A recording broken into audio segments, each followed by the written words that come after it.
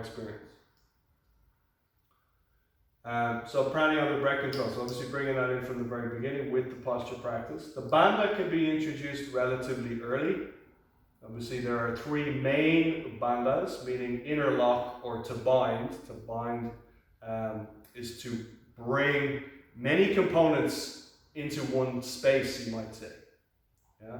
So particularly with Uddiyana Bandha, you have components from Apanavayu, which comes from the leg energy, Pranavayu, which comes from the inhalation energy, Samana, which comes from the waist. So you've got at least three, if not more, components there in one space, binding together. So it's not just simply to lock something in, but it's to bind multiple elements within the same space.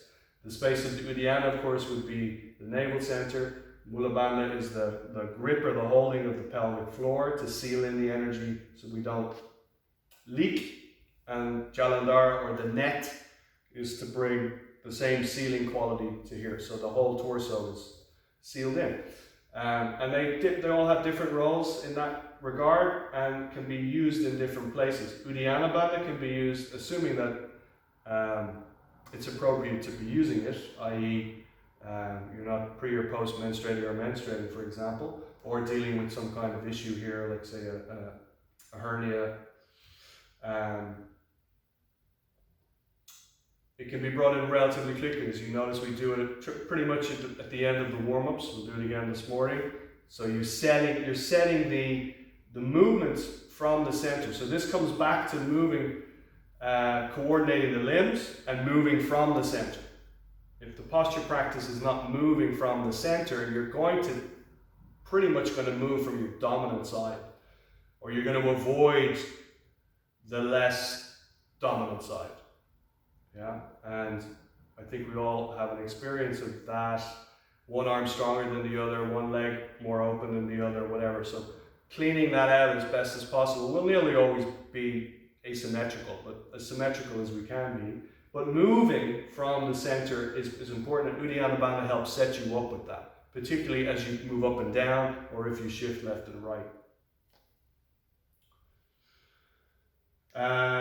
Mudra. So mudra is the internal seal or gesture. Now, for example, Shirsasana is considered a mudra. Yeah, Viparita Karani, or shoulder stand. The preparation for shoulder stand is considered a mudra, as is the full pose itself. So it's not simply maybe just a hand gesture that we've been working with. These hand gestures have other qualities, but they're not necessarily the only use of the word mudra. Yeah, a posture, certain postures that seal in the energy, the vayu, the wind, the life force, classically in a static position. So you consider the likes of headstand or shoulder stand are done for extended period of time. It might take you a while to get to the point where you can hold them, but they're generally held for a minimum of 5 minutes. And that's the sealing quality that they have is directing the energy in a particular way. Obviously it's upside down, so that has an effect on the Agni. If you consider the fire always goes up, if you turn yourself upside down, then the fire is working in a different direction than it normally would in relation to the body.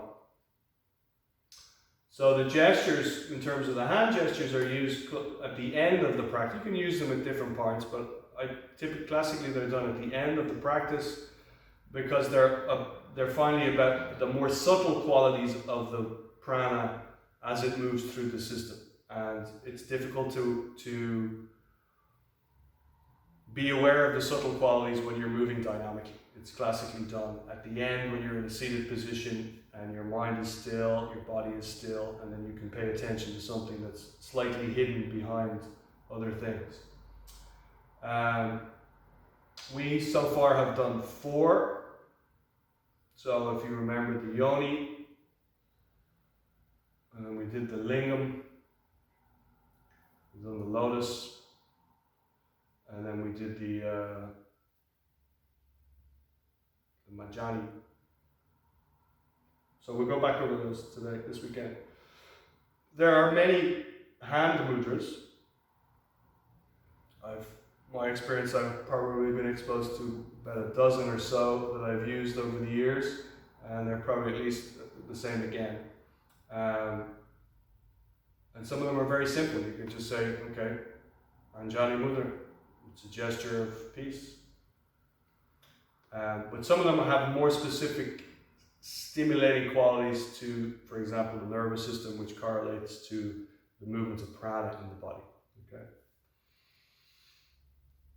Kriya, to act, or the action of cleansing. So there are many different types of kriyas. For example, you have the neti pot as the kriya, you have the dali kriya, where you take in the dauti, I should say, where you take in the cloth, meters and meters of cloth, and it comes out the other end to cleanse. There's some really intense ones. You need to be in an equestrian environment to do most of them. Yeah, because you need access to a bathroom, for example. You need privacy. And they need to be done on a consistent basis over a period of time. You can't just do it once and then not do it again for a month or 2 months. They need to be done. So that's why if you go to certain ashrams, or in India, for example, they'll have that as part of the yogic program. So the most available one in the environment that we're in is, of course, the Majanali, which starts with the pumping of the abdomen forward and back, and eventually the rotation of the abdominal wall, which is the Nauli Kriya. And that's said to be the king of the Kriyas. And that's assuming that it's done on a daily basis. One of my teachers would have suggested that 500 rotations takes you about 15 minutes, and that's an average daily practice. Now, I personally don't do that myself. It takes a long time to get up to that, and it also means that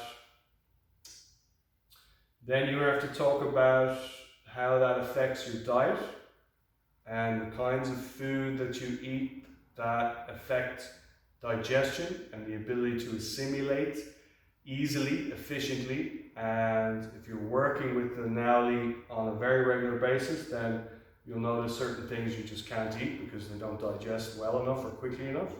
And it's not necessarily, any related to any ism, whether that's veganism or vegetarianism or whatever. It's more related to what the body can actually assimilate for that particular constitution, so that you can rotate the abdomen freely and efficiently every morning before your practice. But we integrate it, pretty much around the same time we do the Uddiyana. You can do it at the very beginning, and you build up over time. You can, if you want to build up to that 15-minute rotations, then fine. But it takes a long time. Again, these are all based on how much time and inclination do you have towards these kinds of practices. Yeah. Laya is the term which means absorption. So, as I said earlier, you could say you want to be absorbed from the very beginning. Yeah, the very first posture or position that you take, I'm absorbed in it.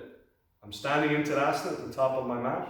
I'm paying attention to my feet. I'm engaging what needs to be engaged. I've activated my breath. My focus is there. And so I'm absorbed from the very first breath.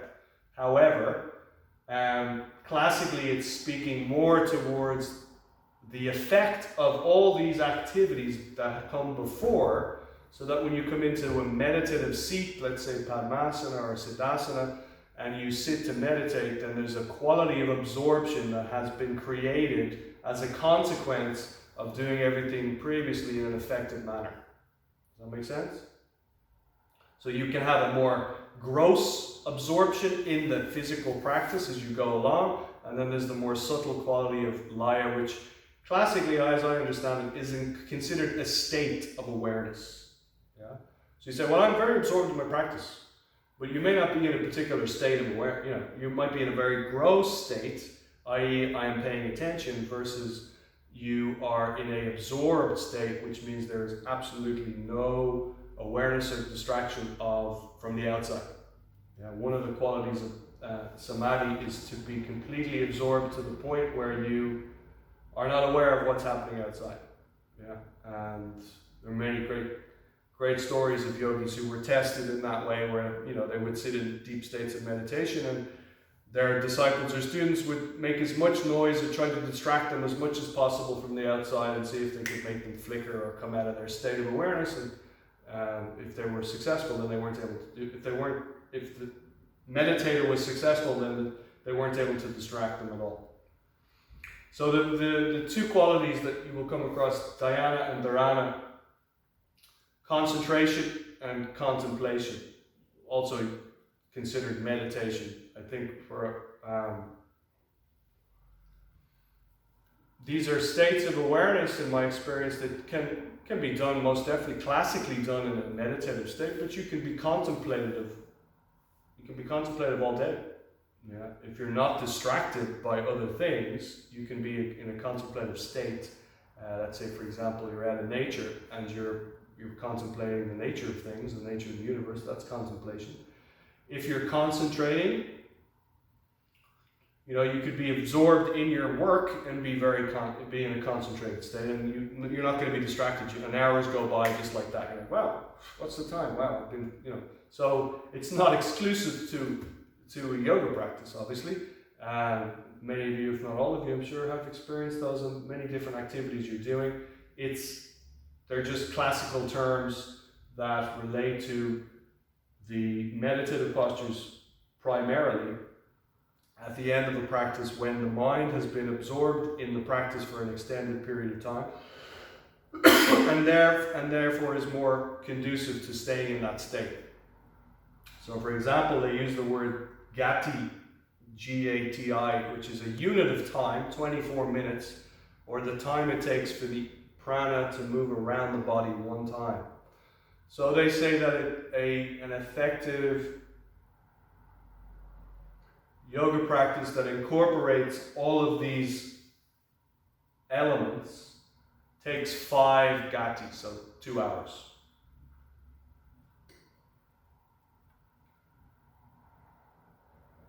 The time it takes the energy to move around the body 5 times. So we are working with these aspects at the moment, because we kind of, maybe we're working with 2 or 3 in the first weekend or 2 weekends, and then I brought in a mudra, and then we worked with Korea. So at this stage we're working with all the main aspects that are considered the tools necessary for an effective hatha yoga practice. The difference going forward for any of us is how effectively we use them, how much attention is brought to each individual one, and then how well they are worked together as a set of tools as opposed to independent tools, if that makes sense. Yeah. So you might be working the first 5 very well, but you just don't feel absorbed. You're just distracted that day. And you're working the postures and you're doing the things and applying the principles. But I think for the most part, if you're applying all these aspects, there is a natural sense of absorption, because the qualities that come with each of these aspects tends to draw the mind's attention inward, and you could take it back to one of the basic principles of hatha yoga is to withdraw the senses. Yeah, if we're moving towards a state of meditation, then you have to be able to withdraw the senses. Otherwise, there's no meditation. There's the desire or intention to do it, but there's going to be the distraction. What's going on? I can hear the kids in the next room. I'm totally distracted, or I've got to do something else. I've got to do the vacuuming now, or something, whatever. So that quality absorption is set up from the very beginning, and if you're working the internal activities, you notice most of these are based on internal things. The bandhas are internal, the mudras are internal, the kriyas are internal. It's drawing you in, closer in. So by the time you get to sit at the end, there is already an internal quality, and then that lends itself to staying seated longer, less distraction, and moving towards the natural state of laya or samadhi as it's known. Okay? I think that's all I wanted to say about that. Hopefully, we'll continue to use these aspects and refine. We'll add a few more mudras, maybe work on the bandhas a little bit more and some more postures, but it's just to highlight, it's not just purely asana. Obviously, there are certain other aspects that could be talked about. The likes of mantra, for example, can be important as well. Not a very good medium for that here at this moment. And so on. But these are the classical aspects that most texts will talk about need to be incorporated. So hopefully that makes sense. Do you have any questions before we put them into practice?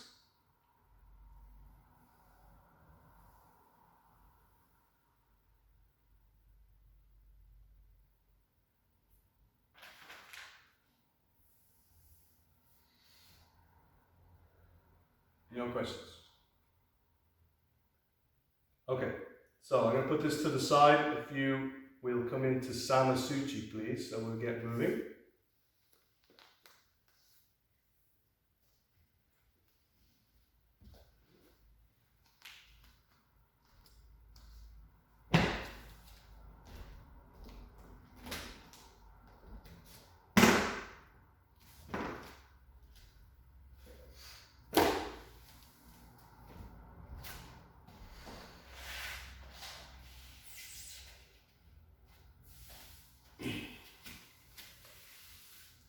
So, just while I think of it, so tomorrow, if you could have a blanket, ideally a blanket and a strap, and if you have a towel, more or less that kind of size, because I'm going to use this to cover the eyes and ears at the end of the practice tomorrow. Okay, it helps with the sense of lyre absorption.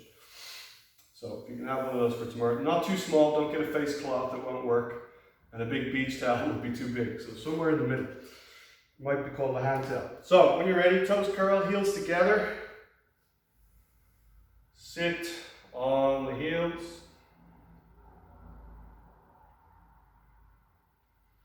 Just let your hand, you're going to take your thumb in your fist and just let the fist rest at the top of the thigh.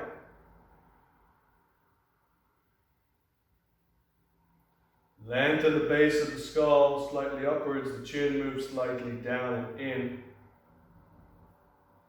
With the elbows wide, let your armpits relax down, maintaining a slight lift in the eyes of the heart, so the collarbones.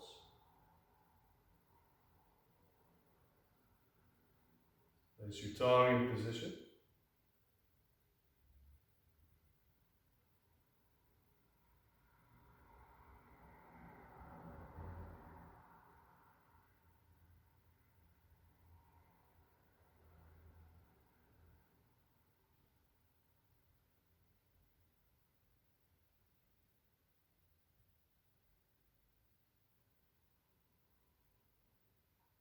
Slow, steady breaths.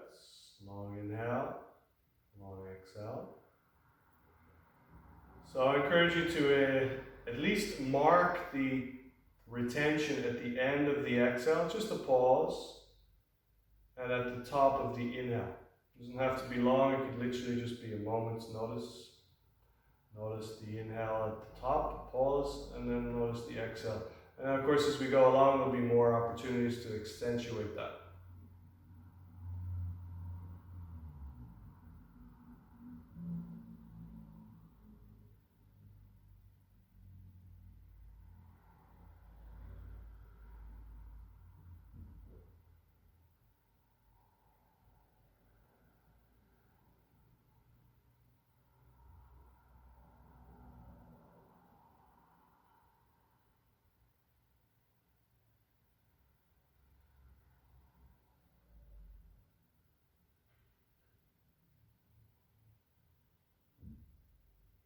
Exhaling fully as you bring the palms together, take the base of the thumb to the eyebrow center.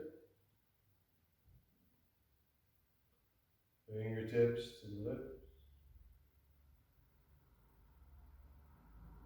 Base of the thumb to the heart. As you bring the hands to the floor, bring the head down between the hands, and take the forehead to the floor.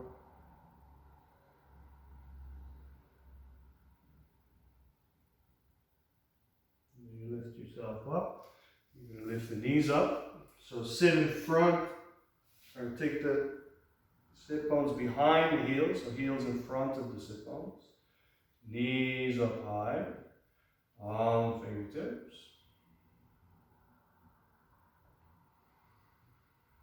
Just going to feel for the toe knuckles on the floor. And we're going to start to press down as you slowly lift the hip up. Keep the ankles together. Work the legs straight. Work the shin bone, the center of the shin.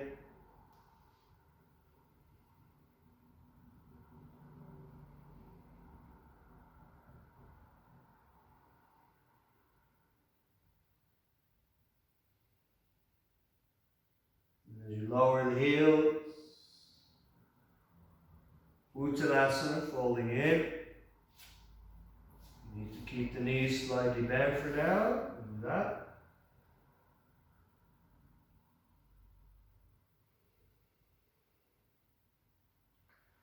As you're exhaling, follow the navel to the spine. You can introduce a gentle Uddiyana.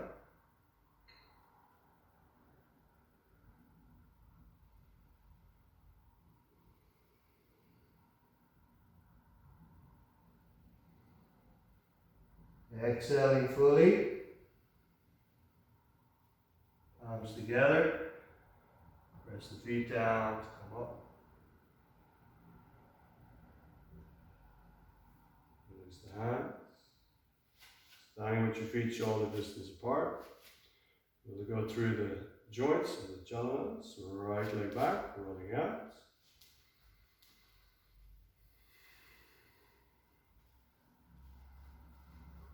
And rolling in.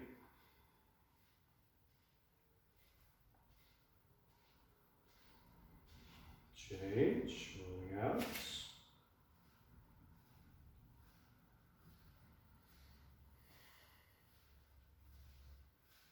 And rolling in.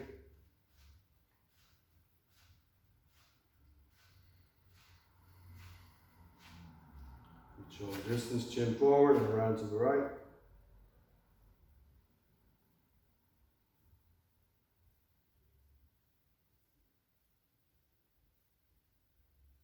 Pause in the middle, change direction.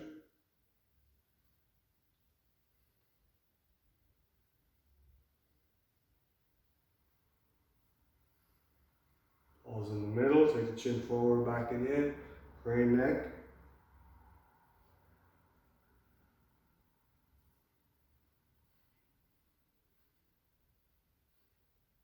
Turtleneck, change direction. Forward, down and in.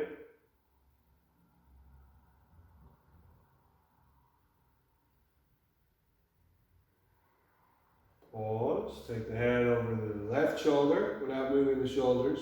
Look down and back with the eyes. Feel the pull on the base of the skull slightly upwards. Then take the eyes up without moving the head. And down through midline, through the other side. Down and back. Keep the shoulders square to the front.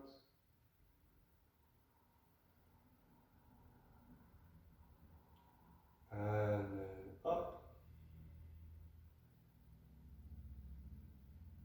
Keep the arms relaxed by the sides. And then down. And then slowly back up. Working the shoulders up, back and down.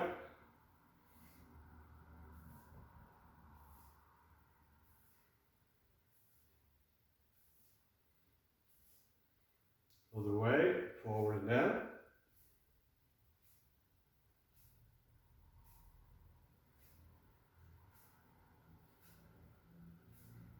And then up and down, inhale up, exhale drop.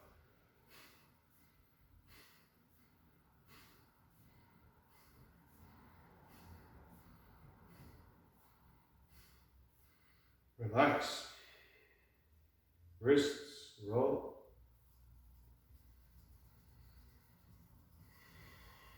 Change direction.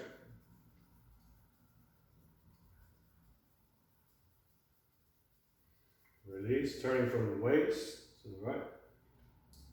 Left. Now front hand taps the top of the chest, back hand the hip, top of the hip.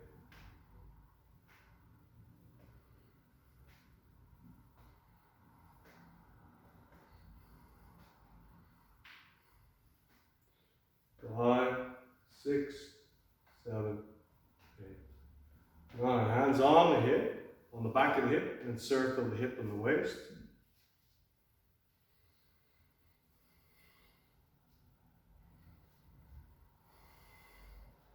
Change direction.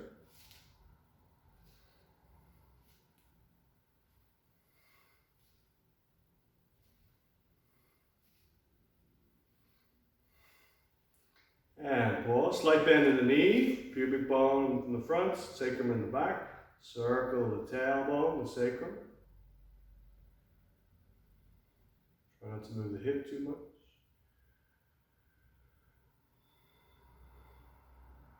Change direction.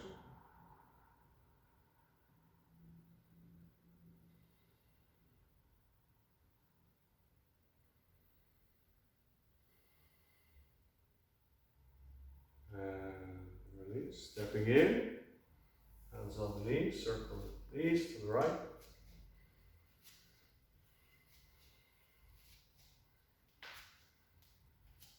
Seven, 8, 9. Change direction.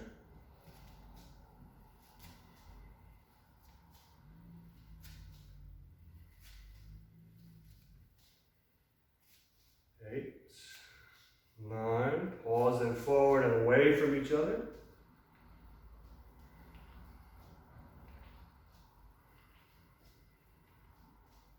7, 8, 9. On the way, out and in.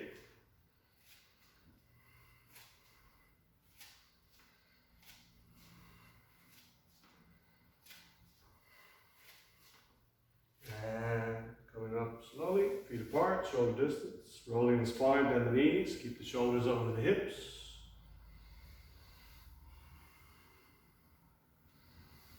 All the way from the heels to the toes.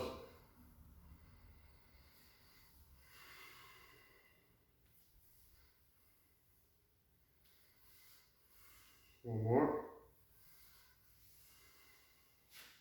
And we'll do the swim with the dragon. So hands beside the hips, palms up, inhale. As you exhale, stick the hips back, turn the palms down, empty, palms up. Drive the hips forward as you inhale. Roll up through the spine. If it's comfortable, the head goes back. Exhale, hips back, arms forward. Empty, palms up. Inhale, drive the hips forward. Move up through the spine. Exhale, back. Palms up. Inhale. Exhale. When we go back as much as you feel comfortable with the neck, make sure the movement moves up between the shoulder blades first. Head goes back as a consequence of movement in the thoracic, not from overextending the lumbar.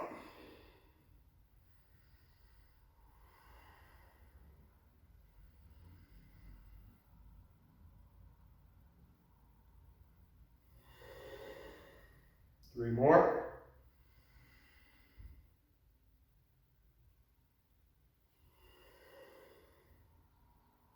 Two more.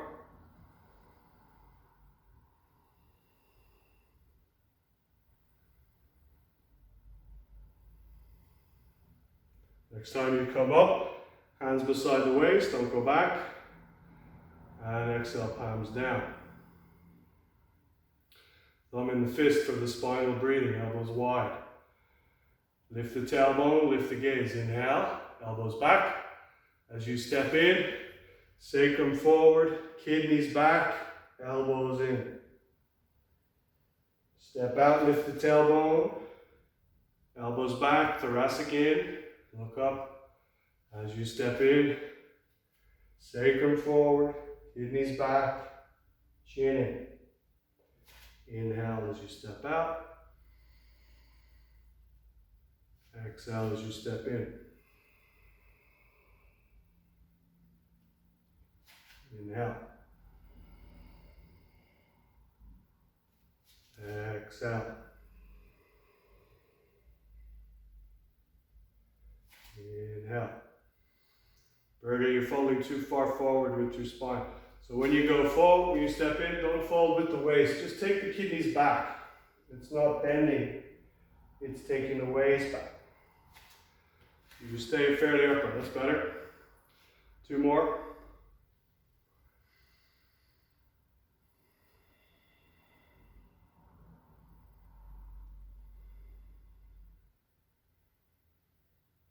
Alright, next time you step out, inhale and just relax your arms, exhale. So just to qualify, because I see some of you are bending still. When you step in, it's not a forward bend. I'm not doing this. Yeah, I arch the back. When I step in, I just want to do the opposite. So I want to fill the kidneys, fill the upper back, chin in. Okay, this, not this. So it's not flexion of the spine. Okay? Alright. So, stand with your feet shoulder distance. You're going to take your thumb under the t-shirt into the navel. The palm stays flat to the floor. The left hand comes to the wrist.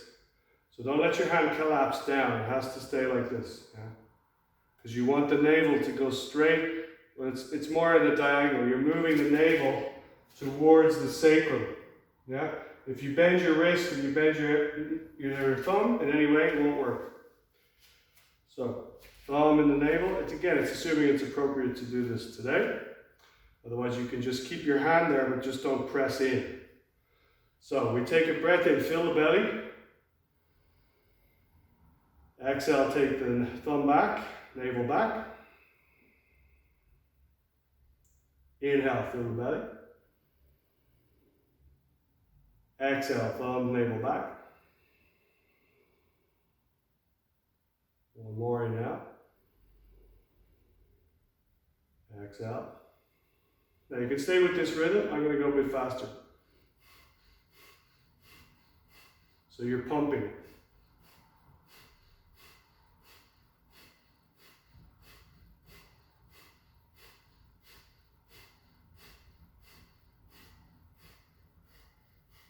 Exhale fully, all the way, take the thumb back into the belly. So you still got your hand like this. Your hand should not be like this. It should be like this. Who are we looking at?